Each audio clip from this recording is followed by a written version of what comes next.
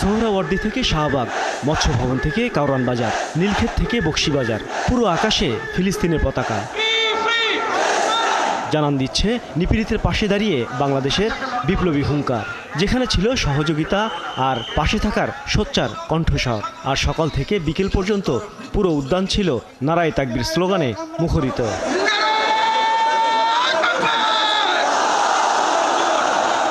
রাজনৈতিক দল এবং ইসলামী বক্তাদের এই গণজমায়েতের শিরোনাম মার্চ ফর গাজা।